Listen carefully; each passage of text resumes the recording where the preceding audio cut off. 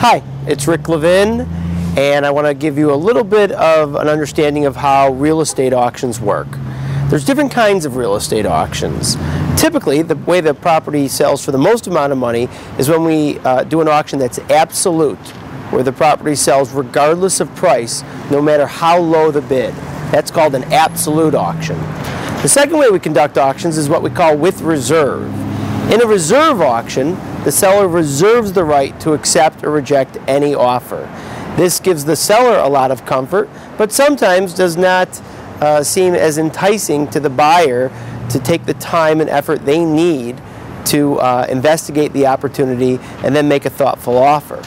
So the third way we do auctions is actually a combination of the first two methods, of the absolute and the with reserve method, and that's called a minimum bid auction. And in a minimum bid auction, you set a number that you believe to be a good value, and you promote that the property is going to be sold to the highest bidder subject to a minimum bid, a published minimum bid. That is a very popular means as well of protecting your downside if you're a seller, but also showing the buyer that you're serious about making a deal. There's also two ways we conduct auctions.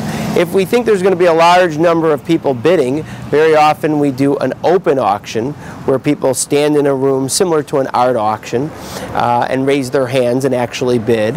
That's called an open auction.